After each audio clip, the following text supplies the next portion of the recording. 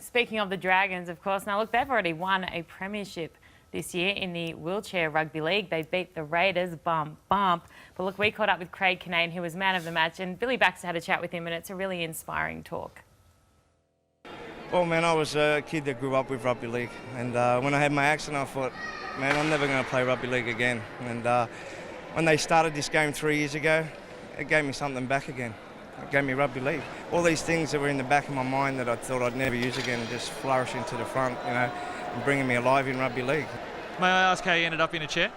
Motorbike accident 21 years ago with a motor vehicle on the road, which left me an L1 incomplete paraplegic and left me wheelchair bound. So from there I've played many sports, but you know, this opened up, and it was a great lineup of Aussie guys. I can't wait to now get my mind focused on that job and take it to the World Cup, mate, and show the Pommies and the French, you know, what Aussies play wheelchair rugby league like.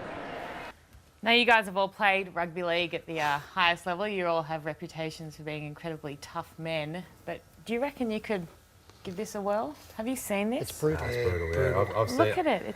I haven't seen it live, but I've seen some of the collisions they have, and just the way they move is incredible. It's a great story, very inspiring. You were just saying that you actually watched a game where it's almost like the guy was stepping. He ran like he was Greg Inglis or Michael Jennings. He just swerved his way through 3 or 4 defenders, length of the field. They're the great offloads.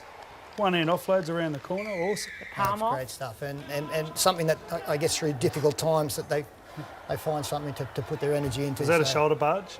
Is that a shoulder legal? barge. Yes. And anyway, good stuff. Paul, that's around the ground. Thank you very much. Professionally done, as always, from Erin Molan. I do apologise for the gaff at the top of the show. It'd be all right if you just got